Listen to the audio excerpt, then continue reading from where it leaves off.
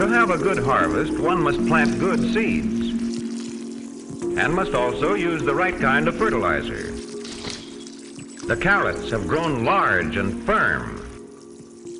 How good they will taste.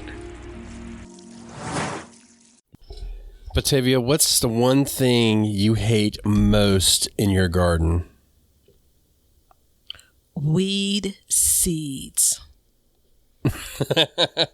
Just specifically the seeds? Yeah. I can deal with the Yeah, we weeds, got this- man, but if they didn't try to multiply. Yeah. It took me a long time to figure out the whole weed situation, and it's still, I feel like it's an uphill battle for me every year. Can you stay on top of it okay, or? Yeah, so one of the things that we do with sharing our gardens, and we've talked about how it's sometimes a tough thing to do, to be open and vulnerable. And so you oftentimes get feedback from people about their gardens, which is what I live for, right? Mm-hmm. And every now and again, I'm reminded of like the pain that some folks go through. And I'm looking around whispering, I really don't have that problem. So weeds are probably at the very bottom of my, it's, driving me crazy in the garden list. Really? Yeah. I've been very fortunate. There have been moments in my garden career where weeds have been taller than me in my garden, based on the neglected garden. But I've been on top of it. And generally speaking, even with this year being a little bit messy, I'm weeding a couple of times a year, and it's really just picking up, weeds here and there. So. Well, aren't you just special? I know, exactly. I don't even want to sit in the same room as you anymore. That was the whole preamble. I don't know your pain with this. Well, so today's special guest is going to be Leonard. Batavia will no longer be sitting in on the show because she has surpassed all of us in the weed game. Leonard, put a reminder on the calendar for the day that this episode airs. Share the 2010, 14, something in the 2010s, where weeds were growing out of the cracks of my concrete patio. Yeah. I'm going to join in the misery. Yeah, and I mean, lucky for the listeners, you got somebody sitting on the panel here that is fighting the epic battle. And I'm getting on top of it, but it is definitely taking time to get on it. But this was a question from our epic listener question show that somebody had, and I'm sorry I don't have your name pulled up, or else I'd give you a shout out. Hopefully by the end of the show I will end up finding that. But Leonard, if you could send that over to me, we'll try and get on it. But they were asking about weed control, and I mean, we could do it we could have answered it very quickly. But there's so many different methods and ways to do it that I figured, or Batavia and I both figured that, a full episode would do it justice. So here we are to give it justice. Yeah, and I think that I'm okay with us being on kind of two different sides of the weed game. Mm-hmm. It's not exactly the way I meant it, because I think that it's easy to take for granted what's not going on in your garden. Hence, again, the preamble. But I've seen people post and comment, across the interwebs about how sometimes they're just literally throwing in the towel, because they can't. It can make you feel that way, though. Yeah, can't get the weeds under control. There's a family that I follow on YouTube, and a part of the reason they have been growing in ground for years and years. And if I heard them right, a part of the reason, in addition to the soil, the tough soil they have, but a part of the reason why they were moving to raised beds, which was, from what I can tell, a huge investment for them, was because of the struggles with weeds. Like they knew what their previous gardens and what they were capable of as gardeners, and they just weren't getting the production, But I'm rambling now.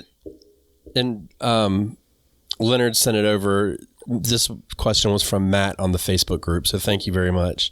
And if you'd like to join the Facebook group, head on over to Backyard Gardens Community Garden and have at it. So, hey, Matt, and for those on the previous listener focused question episodes, if I didn't give you a specific hey, know that young Ben and I had a sit down talk, and he is going to pause each time he introduces a person to allow me to give the hey, because you deserve it. That sit down talk just happened right now as you were listening. Just now. That's how sneaky Batavia is. Oh, man, it's painful. But the reason why we wanted to do this episode now is because now is a really, really good time to get on top of your weeds. And you couldn't ask for anything better than right now to get it, because you're not going to eliminate them in one season. You're not going to eliminate them in 2 seasons, but you can definitely start to get on top of them. And, it's just like supporting the show. You can do it any way. You can do it on Spotify, or you can do it, Patreon, or you could do it on Apple subscriptions. So everybody, come join us. And if there's an Amazon Prime Day coming up, which I think there is, there's a link below with all the products that we use in our gardens, tested and happy with, that you can buy and purchase for yourself that will give us a little bit of money at no extra cost to you. And on that note, let's dive into the dreaded conversation of weeds, which I've come to realize something. In preparation for this episode, I was looking around, and this is a very under-discussed topic amongst everybody. And I think and this is just all assumption, I think it's a little bit of a shame game, because as a gardener, we feel like we should not have weeds as an issue. And it's a little bit, I show my garden with no filters on it whatsoever, and I've got some weeded up areas, man, and it's shameful. It's really hard to get on that camera or sit in this chair and talk about this, knowing that just like you, I've had weeds over my head before. This year I have not, but interestingly enough, as the years have gone by, the weeds that are showing up in my garden are changing, and I'm not happy with that. I don't know why that is. So there is no answer to that. Yeah. And at least for me. Have you had that experience? Yeah, definitely. I mean, I think that, so there's the note of, a weed could loosely be defined as anything you don't want to grow in a particular area, right? And there's the annual weeds, and then there are invasive weeds, and the invasive bits are the ones that, could make you throw up your hands as a gardener. And I think that, I've long stopped. There's not a video or a clip that you'll see where I've weeded in advance. Now, I'm going to keep it real. There's sometimes where, I won't pan over to a certain place. I'm very okay with showing dead plants. But the areas that weeds grow in my garden, which is pretty interesting, is it's rarely in my garden beds in the front yard. So that's the newest soil, so to speak. In my backyard, there's some spaces where I'll weed twice in the early part of the season, just because I haven't done some of the things that we'll talk about here. Right? Yeah. And boy, is that painful. And then I also think that, again, there are just some spots that just don't make sense to show. You have a lot of grass surrounding your garden beds, and God bless you, because managing that up against the garden bed, whether it's high grass or weeds, it's a challenge in and of itself. Well, and the grass that we grow is naturally invasive as well. And it's just kind of what we have to grow in this area. And that's one reason why I've never really pulled the trigger to put mulch down. Like I say every year, I'm like, I'm going to do something with my paths. I'm going to do something. But it's almost not worth it. So, we take it one step at a time. And if you ever make a new garden bed, like you just crack virgin soil, get ready, because the weeds will come out in full force. And that's actually not a bad thing. The wild garden, because I started with not doing a raised bed on that. And, well, spoiler alert, raised beds are a good way to combat weeds first and foremost. But I remember I planted it And I had huge tomato plants, 50-pound watermelons growing out of the first year. And then next thing I knew, the weeds were 6-7 feet tall. And they were just, you couldn't tell what was what. And that was the first year in which we had cut the trees had fallen. We had removed them. The sun was finally hitting that ground, and all of those old weed seeds that were in the ground came up and just went to town.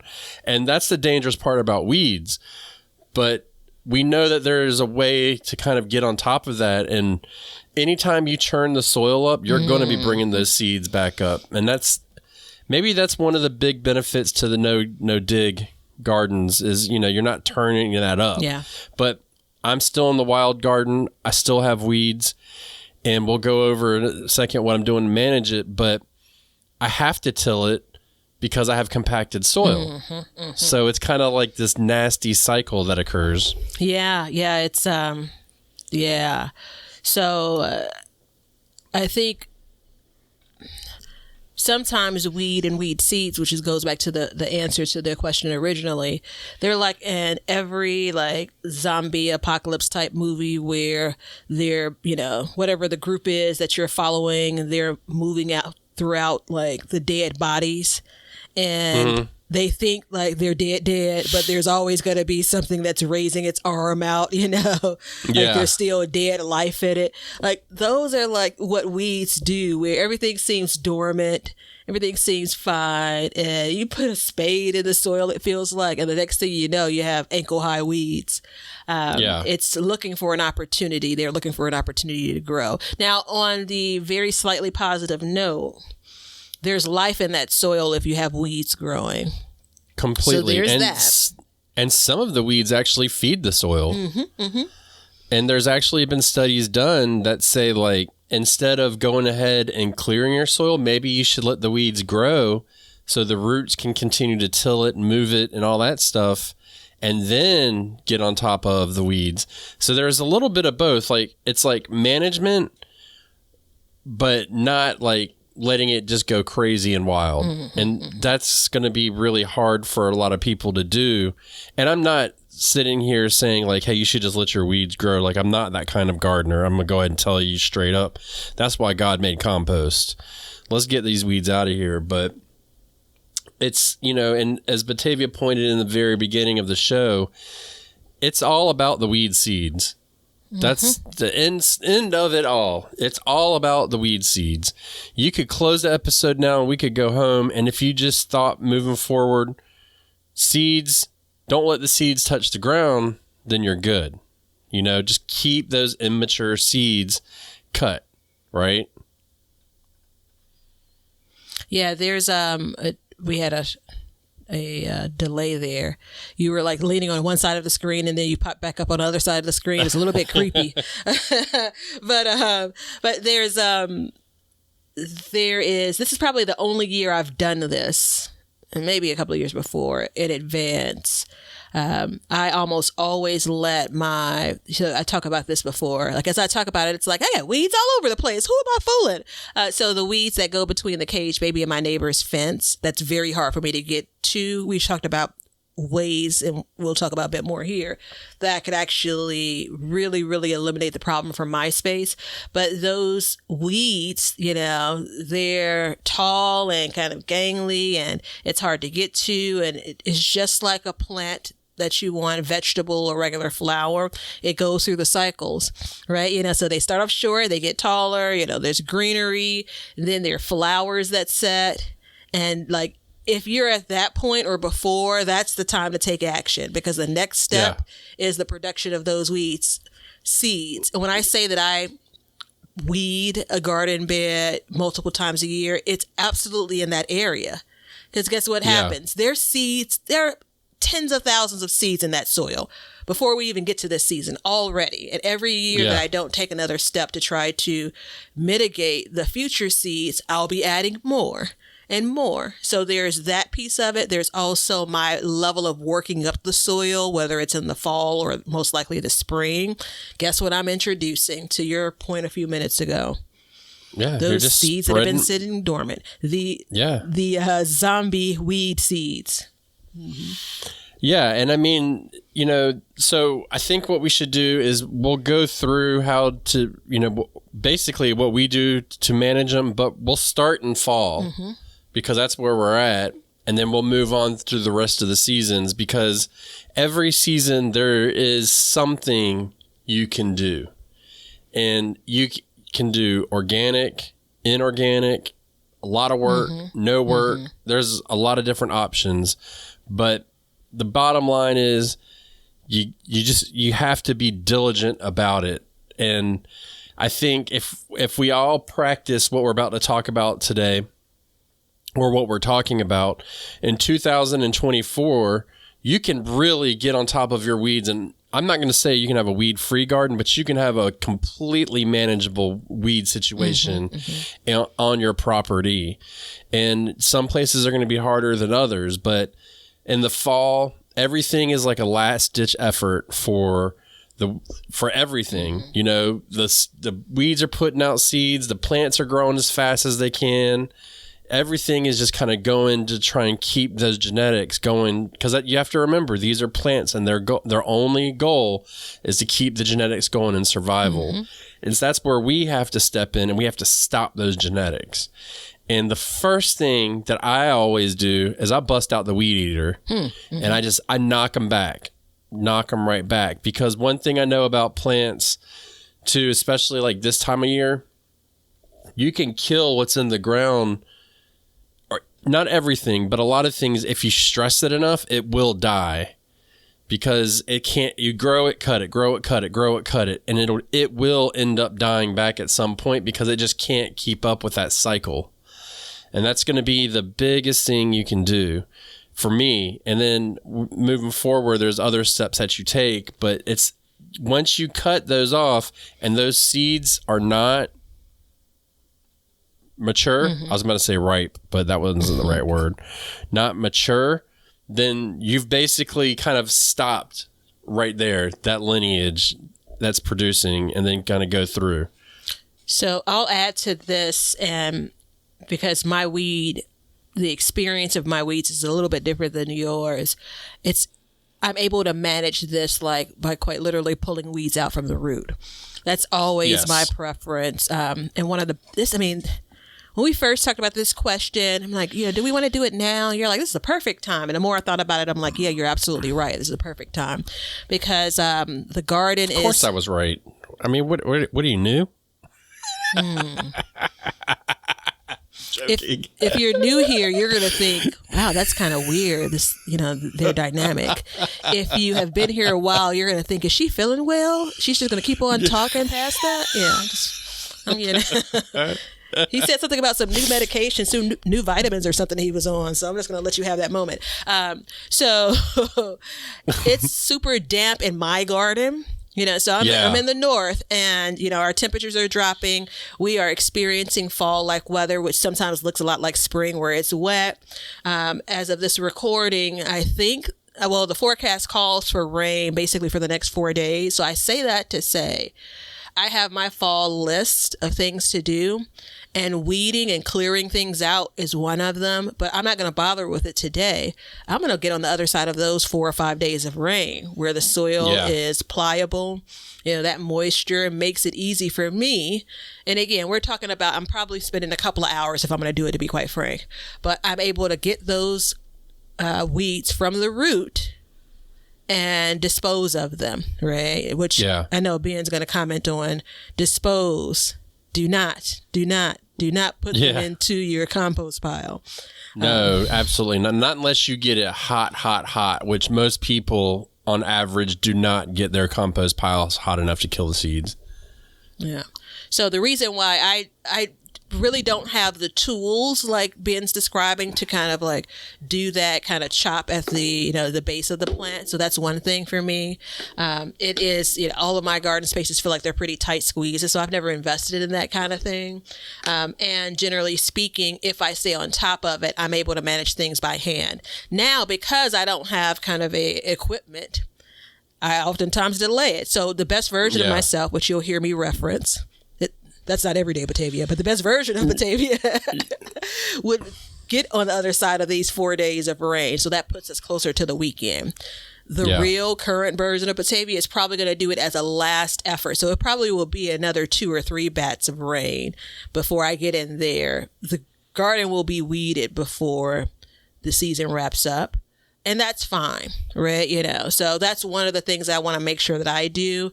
While, of course, they will die back over the winter in my area, it's still in my best interest because they're still the very ends of producing weed seed still. It's still happening. Yeah. You know? Yeah, they're still going. And I mean, to be clear, like if I can pull something out by the root, 100% will. And anything in my garden bed, it comes up by the root. But outside of it, I mean, I've had weeds so bad before that I had to take a machete to it and just hack it, you know? I mean, so there's all kinds of different levels of weeds, but yeah, I definitely go through, and a lot of times what it is I'll record a video and I'll be showing something like, for instance, right now my pepper bed had a lot of weeds in it, and it's like I should weed it before I do it, but then I'll turn the camera off and be done with the video, and then I'll be like, all right, let me grab a couple of these weeds, and I'll just kind of work down the line and just chip away at it one at a time, you know. But the thing is you've got to dispose of them like you said, and you know, there's been things that if we're near a sidewalk or something, we'll throw it on the sidewalk. It's not really an issue. But you don't really want to throw it back in the garden or around the garden because the seeds will drop. And especially if the soil is moist or you're going to get more rain, then it's just going to replant again. I mean, they are prolific as they could be. Every gardener is different, but there are probably a couple of camps. So if you've watched, whether it's Young Ben or I, you know, on Instagram, Facebook or YouTube or any of the socials or any other gardener, there's some people in the moment, they will pull that weed and keep on moving. I rarely do that because guess what I'm going to do as I'm filming? I'm going to pull that weed up and I'm going to end up talking. I'm going to run it in my mouth and I'm going to drop it somewhere in the garden, right? And to your point, I'm pulling it up by the root, and guess what's going to happen at some point? That thing's going to settle back into the garden. So I want to make it a concerted effort where I'm coming through. Actually, and my plan is, I basically have a bucket with me a lot of times. So I'm putting it inside the bucket, you know, so there's no mistaking on where did I leave the 20 little groupings of weeds, right? Because I've been known to do that kind of thing when cleaning, 20 little piles. No, that's my method. Like get it up and get it out. Yeah, I'll take it and I'll make a pile, and then I end up usually feeding them to the chickens. So I'll do that as well. The biggest thing to keeping them out of your garden, and this is where, you know, we mentioned at the top of the show how I have grass all around, is getting them down around the garden beds, because the weeds will blow.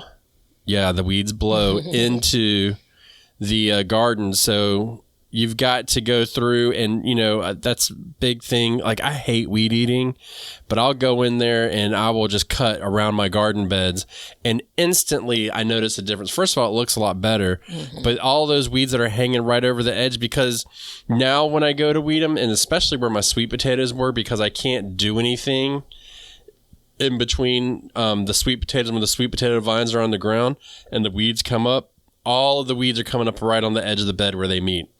Every single one of them. So I'm pulling up constantly around there. And it's one of those things, like we had 2 years ago, we had a weed that we got from my mom's house. She lives about 2 hours away from us. And she said, I don't know what, we had gotten some plants from her. We dug them up out of her yard. And she's like, I don't know what this weed is, but you're going to definitely get it. But it was really easy to pull up. I mean, you could just grab it with 2 fingers and pull the root up and all. And we were able to basically eliminate that weed within 1 year of just constantly pulling it. So it is possible. Now, the one that we're dealing with now, because remember I told you they change, it looks almost like a fern of some sort, but underneath the leaves is just full of seeds. And I mean, I'm here to tell you, man, I am waging war on it right now. Between that and the crabgrass, or the grass, I don't know what kind of grass it is. And I'm not a weed expert by any stretch of the imagination, but I keep seeing them, especially this time of year as things die back. I can see the seeds falling. So we're trying to constantly get around there. So being that it's fall, definitely go through and do like Batavia does, or, like I do, and manage that But also what you can do too is you can just simply get a tarp and lay it on the ground. You know, a big black tarp and lay it on the ground. That's going to do two things. One, it's going to starve it of light. It's going to starve it of water. And if you're getting some warm days, it'll solarize it and just cook the soil. Now, I know everybody's about to spam the comments. What about the microbes? Look, sometimes you just got to start over from scratch. You know what I'm saying? And you've got to redo it. And this is a good way to do it because you can leave that on the ground for the whole winter. And you're not even doing so, you know, it'll artificially warm that soil, cause that weed to grow, and then kill it off. And you can go through multiple generations of seeds doing that. On the side of the house, which is basically behind the cage baby, but on the side of the garage. And again, this is still my same neighbor's fence. Every year, every single year, I had concrete put down on the other side, but just based on the awkwardness of like kind of shimmying, you know, on that side of the garage, it just didn't seem to be worth my investment. And so the garden or the side of the house is just dirt and some rocks. And every year it starts off slow, and then the weeds are basically, you know, 5'5". That's about how tall I am by the end of the season. And by then Damn, you short. Yeah, by then it's I don't want to manage it, you know, because it's kind of creepy back there, you know. Yeah. Again, if you're new here, welcome. If you've been here a while, you've probably heard enough of my stories to know that I'm a little bit of a scaredy cat. And so by the time it gets, you know, waist high, I'm just like, I'm not sure what's back there, but we'll have to see the skeletons next spring. Yeah. But this year, based on Raccoon Gate, it wasn't in my benefit to wait months for that stuff to die back. So my plan was to do this in the spring. I didn't get around to it. So I waited until midsummer. I spent an hour pulling those weeds after a rainy day or a couple of days, pulling them from the root, disposing of them. And what I wanted to do in the summer was put down, I have this thicker landscape fabric. Right. And so now it's not as scary for me to peek over there to see if there's anything, you know, hanging out there. And I'm checking because it's not foolproof, right? You know, so the center of, you know, you mentioned a tarp, the center of this landscape fabric is sound, but on either end of it, I'm going to have, if it's not weed seeds from my yard, it's going to be blowing in from a neighbor's yard, whether it's directly next door, 5 houses down, a block down, it's going to happen. And so while I've made things easier for me, which is in part, you know, like that's the win if you can make it easier for yourself, because the idea of eliminating them just doesn't exist. But now it's going to be much more manageable. So I'll be good for this fall going into the spring. I'll start to keep a good eye on things in the spring. I may have to replace some of the fabric. I may have to do some spot pulling next year. But again, it's not scary town going over there. And I'm decreasing the number of weeds that are going to grow up and get into the rest of my garden. That's a big key of it. I mean, you're doing that, and I mean, also for your raccoons, you're eliminating a hiding place for them, baby, by doing that. And I mean, so you start adding all of these things together, and it's all around a good thing for the gardener, not necessarily for the land, because, you know, weeds have a purpose. I don't know what the purpose is, but there is a purpose. And a lot of times, I mean, the purpose, honestly, is erosion control. Roots in the ground stop erosion. And coming in a winter, that can be a real issue because it's a rainy season, it's windy, you know, all of that stuff. But just simply laying that cover down is going to make a complete difference in the next year's weeds, because you can leave it down for the whole season. And I mean, the best way to do it, and this is my opinion, is section at a time. Pick your sections that are terrible and start on them. So you can do that and then kind of move your way from there. Now, I'm going to tell you, because you mentioned weed fabric, and for weed control, I think that is the worst thing you can buy is weed fabric. Because if you get a weed on top of that and the seed falls, it's going to grow on top of the fabric. And then when you pull the weed, you're pulling the whole fabric up with it, and you're just making a huge mess. Have you had this experience? Absolutely. I have some beautiful volunteer zinnias that are growing through on top of, in between the dirt and the fabric. But there are a couple of things to note. So A tarp is going to be much thicker, and it's not meant to be there forever. The idea of putting landscape fabric is it's designed for me and my space to be a bit more permanent. You're absolutely right. I have not the space on the side of the garage, but throughout my entire front yard, if there's not a raised bed, it's landscape fabric underneath and wood chip mulch on top. We know what wood chips do when they break down. Right. As all kinds of seeds blow around my garden, including weed seeds, they are making a home in various places inside of, the mulch, which is sitting on top of that fabric. So again, if I did nothing, if I had no fabric there, if I just had, wood chips, I'd be stepping over and around, weeds all the time. So again, it minimizes it, but it's not eliminating it. Yeah. And I rarely, if ever, say anything good about wood chip mulch, but this is one way that it works. Hands down, it works. And you don't even have to use landscape fabric. I mean, the holidays are coming up. Save your boxes, put the cardboard down, especially if you want to plant there. You put that cardboard down and then simply throw a thick layer. And a thick layer, like 2 to 3 inches, 4 inches, 5 inches of wood chip mulch, and just let it sit for a year. That cardboard will smother everything. The weight of it will, because it's so dense, it won't let the light through. It'll retain the moisture. The cardboard will rot. And then in a year, you will have pretty fertile soil under there. Now, I've tried leaves. I've tried all kinds, and that does not work. Like straw will help keep it down, but it does not stop it. Wood chip mulch, in my experience, stops the weeds from growing. For that first year, for sure, you'll have a good showing of it. I think that your mention of the cardboard is important because it breaks down, right? Yeah. Compared to going back to the landscape fabric, it's not. It's just fabric, right? Well, again, it gets it's designed where it's a tinge bit breathable. The ones that I'm using a tinge, but that's the opportunity where, soil gets on top and underneath and, weeds can grow in between. There's the weed control for your established space. Then there's the weed control for a new garden space. And what you just described is a huge step. If you're looking at a space you want to garden in, and this is the time we start thinking about it, expansion. If you're very new to gardening and you're trying to carve out space, this is such a good time to say, all right, even with grass, which I don't want to get too far off topic, grass, weeds, or anything in between, that cardboard, you don't have to worry about going back in there to try to say, okay, let me pull out this fabric because you don't have to do any of that, right? No, it just goes away. It just goes right away. It's feeding the soil too. Yeah, and if you want to start a new garden, I would definitely figure out the size, put that tarp down now, and then let it go. Now, I'll tell you the unpopular way, which I have resorted to, is in my fire pit, we had put weed fabric down, put rocks on it, and then we had weeds so incredibly bad. We even talked about it on the show at one point. So bad. They were up to my throat. And I could not even walk in there.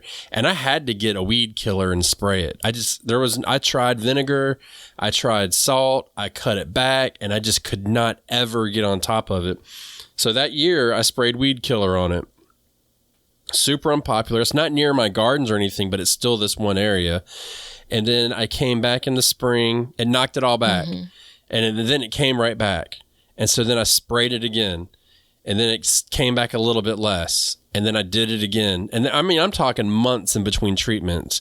And now I do it like twice a year. And it's getting to the point now where I probably won't have to do it anymore. So it took a little bit of time, but we had to go nuclear on it and just wipe it out. And it was so incredibly thick that I couldn't do anything about it. And I had another one, and I said it on the video. It was like I think it's called a shepherd's something, and it spreads by rhizome. And I was pulling them out of the greenhouse last year, and they got established on the outside of the greenhouse, and they spread underneath and went up, and I cannot get them all out of that one area. And again, I had to spray something on it because it was just growing out and killing everything. So that was one way to do it, because I tried to smother it, but because it spreads via rhizomes and roots, you can't stop it. So I would have this solid mat. So that is one way, and that is my last absolute ditch effort after I try everything.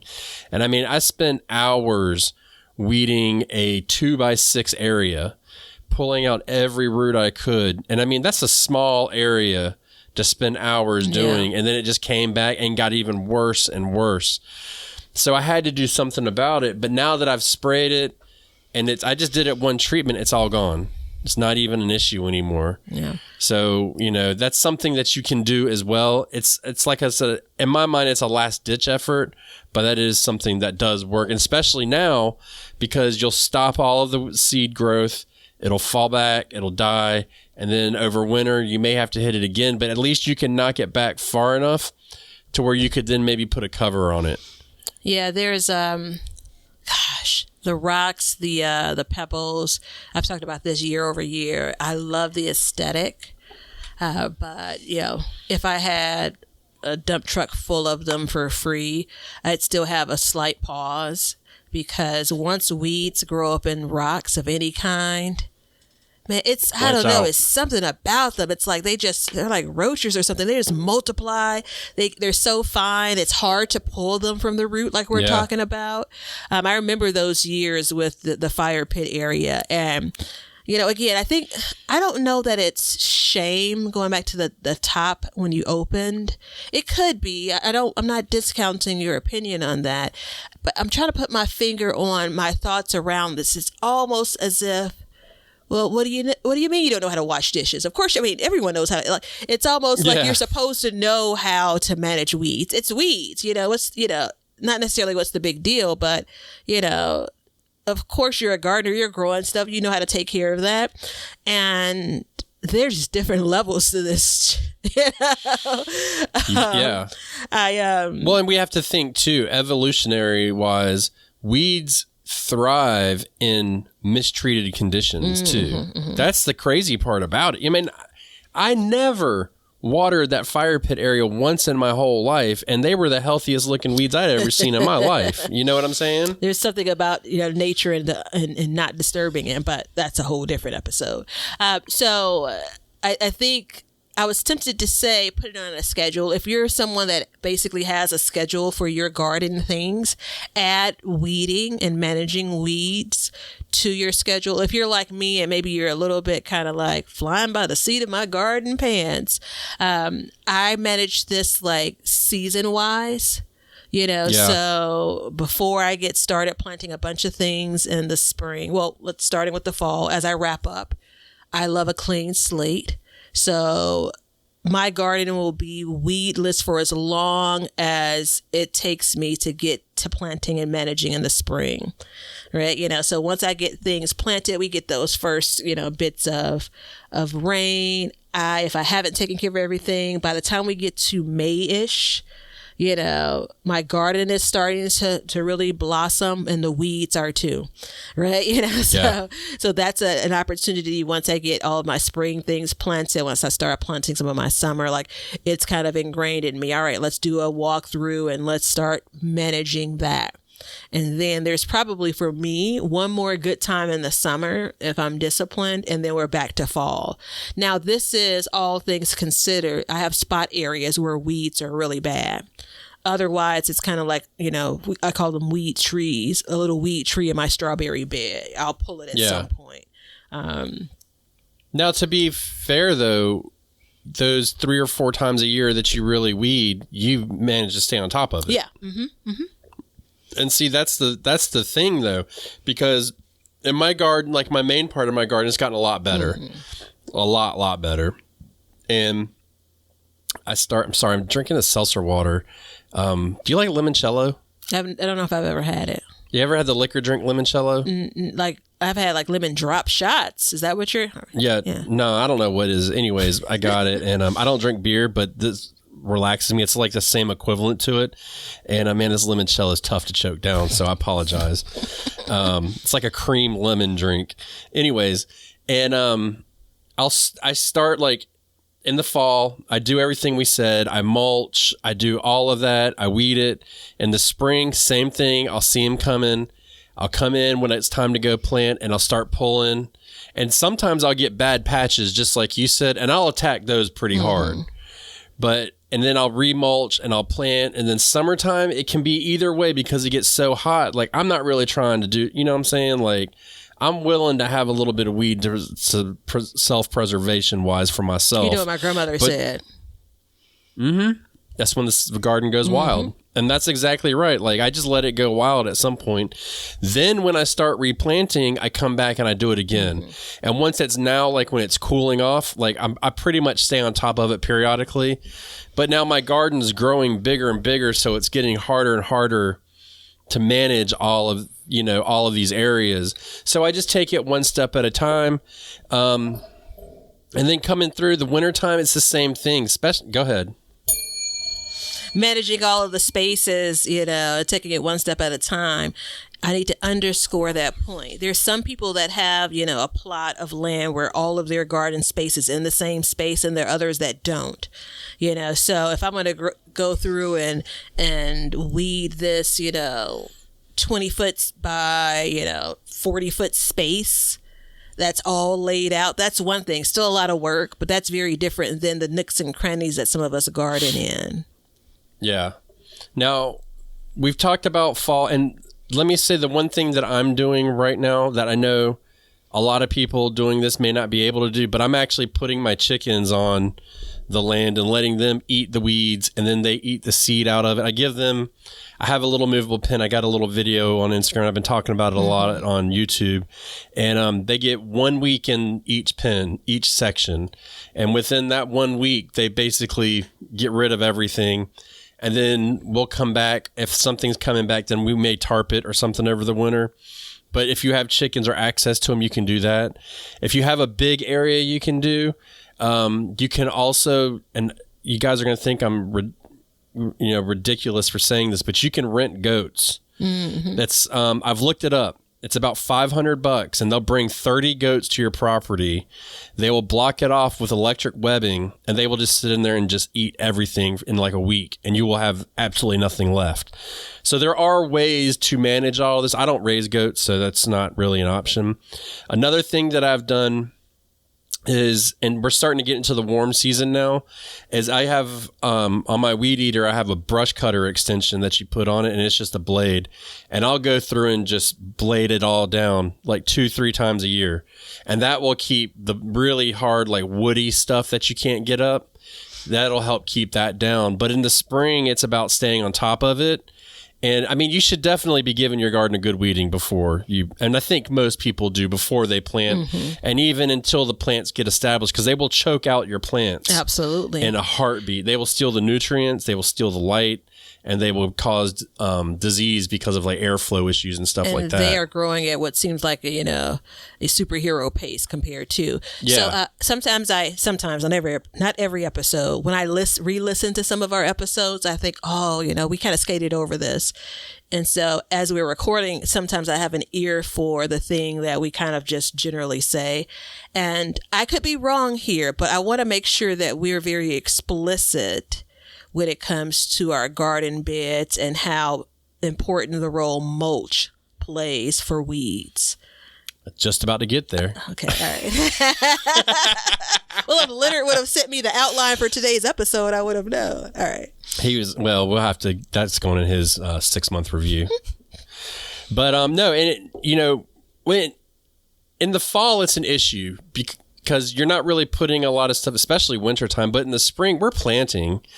And most people, and if you're not mulching, you need to mulch because it dramatically cuts down on the weeds.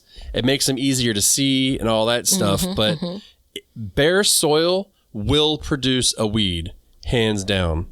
You can take that to the bank and deposit it, and that will give you 50% interest on it because it will for sure give you, and I mean, you've seen this before, you know that. Any kind of, I don't care what you put shredded paper on, I don't care. You just got to put something on the ground, and flower beds are the worst because like we have our front flower bed, we're like building it out over the years. And I mean, the trick has really been like plant it, get it something, even if I'm cheap, so I buy my perennials on sale in the fall. So in the spring, I don't have a perennial to put in there. I'll buy an annual and put it in there just so it won't let the weeds grow. I mean, that's just all there is to it. So my front yard flower bed, I don't know, it's like 25 feet across. And maybe, I don't know, I get terrible at this. I just know like the property line is about 25 feet. And Right. so maybe it's like 20 feet and then maybe 20 feet by 6 feet.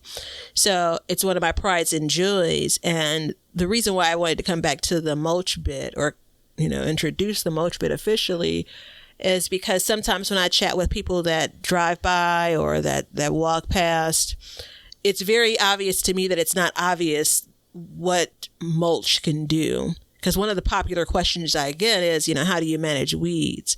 And so I bring up that bed in particular, one, because it's the most, prominent to the public, but also when it's growing, once we get to spring going into summer, it's intensively planted. It's almost extensively perennials. And one thing to note for perennial flowers, I should say, is they will take, in my experience, maybe not every one of them, but a lot of them will take 2 to 3 years to get up to the size they really are going to get to, right? So one of the things that I know, in addition to wood chip mulch, which I don't even add every year to that bed, but wood chip mulch also, those plants are like really, really cozy. They're sitting shoulder to shoulder, and that's helping prevent the kind of creeping in of some of these weeds that are dying to join my street side flower bed. That's the place to be. The common number is plant your perennials 25% closer than recommended. That's the number to kind of for combating weeds and stuff. And I mean, it depends on what your eye wants, but dude, mulch is so important. Mm-hmm. It's like, and compost, a lot of people call compost mulch, and I don't consider that mulch. I don't either. I don't like it when people say that because it's just another avenue for a weed seed to take hold and grow. I feel like it's a disservice to the public because we think, we're just going to put mulch, compost down, so mulch is good and it's mulch, and that's just, I don't think it is. You've got to add something different because the mulch breaks down too and adds to the soil. And it's like I've said this in other episodes and probably a recent one, but go put some mulch down now, come back in the spring and see how much of it's left, and you're going to be shocked. I think it's Absolutely beautiful, though, surprised. isn't it? So I look at how thick my leaves, shredded leaves is what I primarily use, and then I do, because I get those full free, and it's a pretty look too. Shredded leaves, and then I use straw, which I purchase in some spaces, and it's just how I feel. I don't know exactly the rhyme or reason why I use it in some spaces and not others, but I'm talking like, maybe not ankle deep, but I'm going 3-4 inches deep for these leaves whenever I put them down, whether it's at the end of the season or the beginning of the season. And I'm seeing soil by the time we get to, now. Yeah. Right. Now, if you're 5'5" and you're putting it, what'd you say, 3 to 4 inches? And that's not ankle deep, you got some weird ass feet. Well, first off, I do. Second, I'm sensitive about it and have been from my young girl years. Third, never bring these up again, these feet. That just speaks to how I can't calibrate inches and feet that. Yeah, no, I know. I'm just messing with you.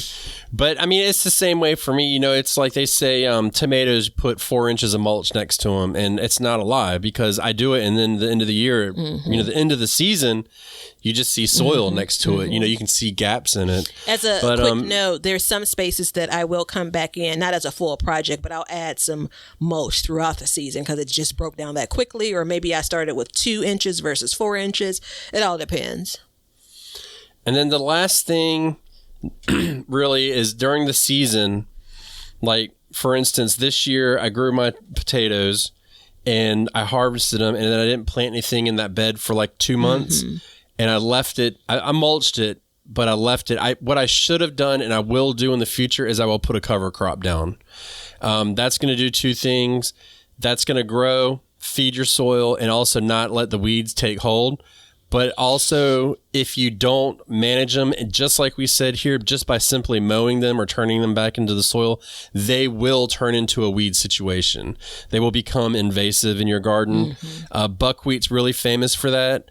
But it's so easy. You just come and you just cut it back. And I know Batavia doesn't have a weed eater, but you can get one for $20 that you plug into the, to the wall and drag a cord around. So that's something that you can do.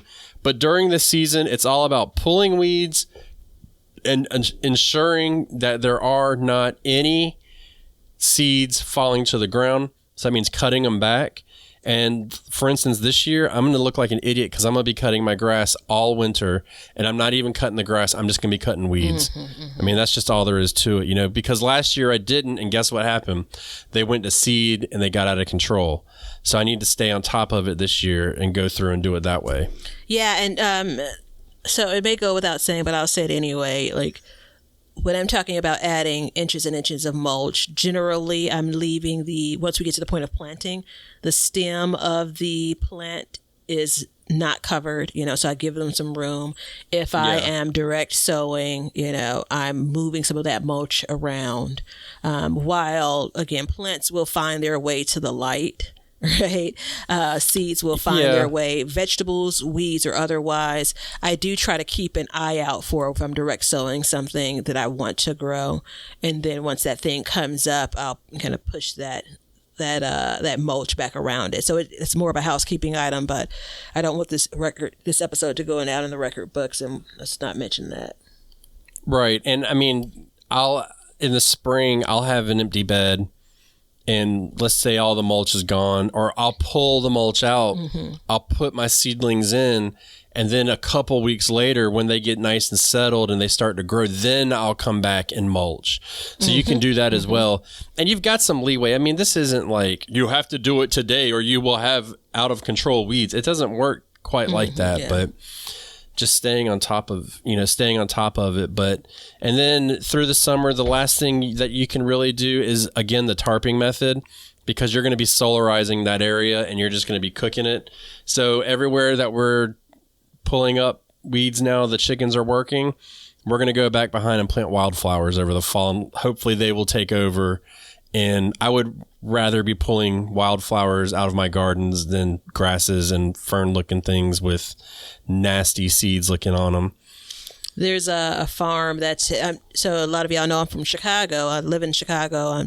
I'm on the southeast side, and there is a farm that's not far from me, and I was over there with a girlfriend of mine, and we were doing kind of an unofficial tour, and they have an orchard. They have chickens. They have full garden beds or garden rows, the full operation. And I was showing them, so it's connected to a high school, so there are a lot of young people. So I was showing one of the young folks your chicken little, like, whatever that little cage is that you have them in. I was showing them that, like, so this is what my buddy does, So they thought they thought it was pretty cool, right? They have, did they? Yeah, they have so few chickens. They don't want to carry more in that area. They have so few chickens where it's kind of just a novelty.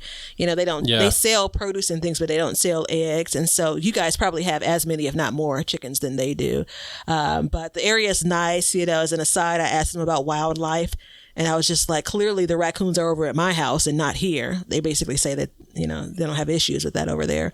But no, I mean, if they got chickens, they will. Yeah, right. I've been watching, and I've just been so enamored by, that was it. I showed them, like, when you first put it down, and then the video when you're like, this is like a couple of weeks later and they've cleared the spot. Yeah. And those were little babies on that one. I mean, now we're putting the adult chickens out and it's working out well, but I do need to take a second. I need to tell you guys about the Planter app, because I mean, we can talk about weeds all day long. And if you want to intensively plant your garden so you don't have weeds, the Planter app is the way to go. I mean, it gives you a square foot interface. It's drag and drop.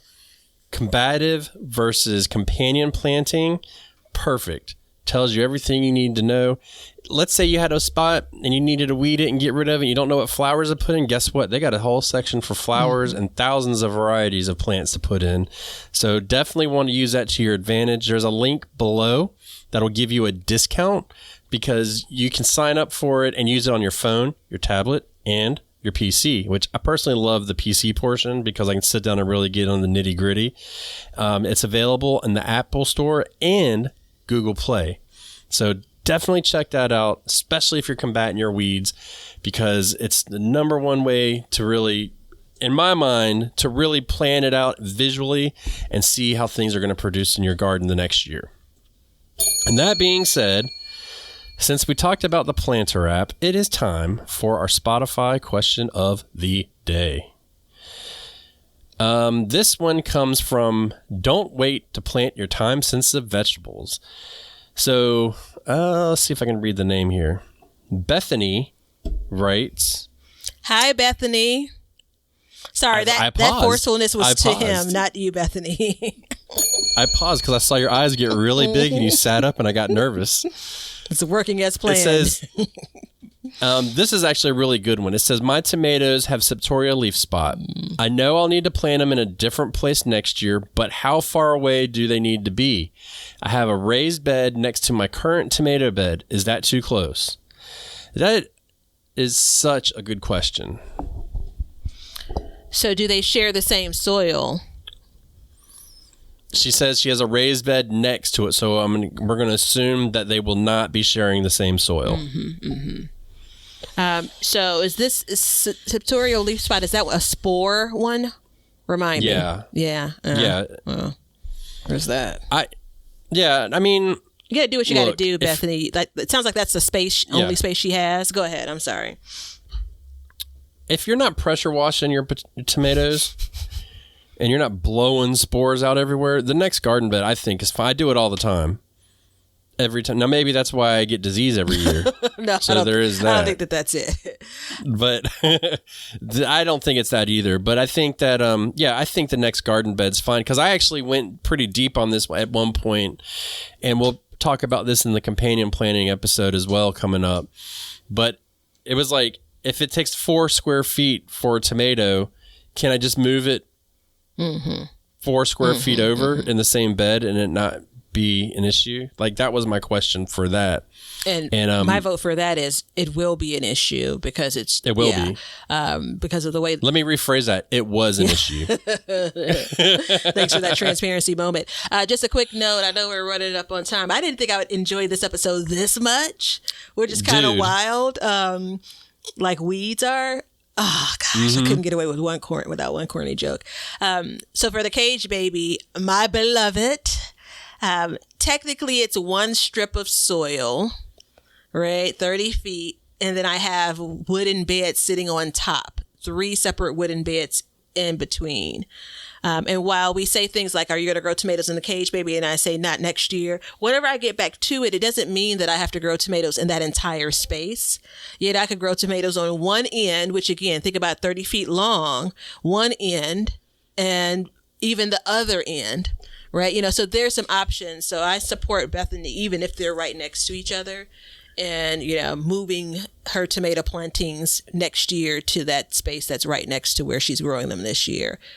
If you have some other option that's further away, go for it. But yeah, I mean, it's one of those things where we're not blessed to have farms. We can't move our tomato plot 6 acres away. So, you got to kind of take the chance. I think the best thing to do, Bethany, is if you're worried about it and you have to plant there, just stay on top of it next year and know what causes septoria leaf spot, which is generally moist conditions, humidity, overhead watering, stuff like that.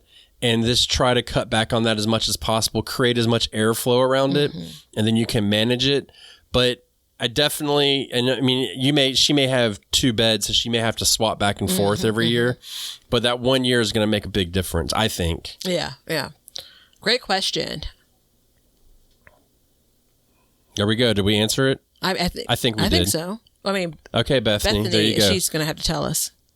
Yeah, let us know. But if you'd like to be like Bethany and have a question answered live on the air that you think would be helpful for other people, please leave it on Spotify, or if you leave it on any of our other networks, Instagram, Be Better Gardens, Backyard Gardens Podcast, Sandy Bottom Homestead on YouTube, Backyard Gardens Community Garden. Just put Spotify question in the front because it's easy for us to do. We can filter them out and we will get to them. And if we get too many, we'll just do another episode. Send it to your mayor, your congressperson. Just put Spotify question. Don't worry, we'll get to it. No, just send it to the president. Whatever. He'll answer. He'll be like, we got this Spotify question. Got it. Not that I watch the president very often, no matter who's in office, but if they did, I'd be like, oh, okay, I know what to do now. There's a weird moment of like, I saw your head popping up in the middle of a press conference. Yeah, like if you're at the press conference, they're like, and we have this Spotify question, but like, I know. So, and everybody, thank you so much. I am pleasantly surprised that we were able to get an episode out of Weeds, but it's an important topic. Please find one of the ways that you want to help the Backyard Gardens podcast, and we even have a one-time donation link below. And give us a hand so we can keep the show going, because we want everybody to continue to learn to grow and grow for change. We also want to continue to see you. Now you know why people feel like celebrating at harvest time. All over the world, people have feasting and good times when the crops have been gathered in. Thanks for checking out the show. If you like what we're doing and you'd like to support us, you can become a patron at patreon.com/backyardgardens, or you can be an Apple subscriber, and in both of those, you'll get an extra episode every month. You can also make a one-time PayPal donation with the link below, and you can get all kinds of gardening gear like t-shirts and mugs and cups from the link below at Teespring, and we have an Amazon store which has all the products that we use and recommend in our gardens, and it helps support our show. And we also add to this list periodically, so be sure to check it out periodically to see if there's anything that you need for your garden. Everything that you do, including a like and a subscribe and even a review, will help us learn to grow and grow for change. See ya.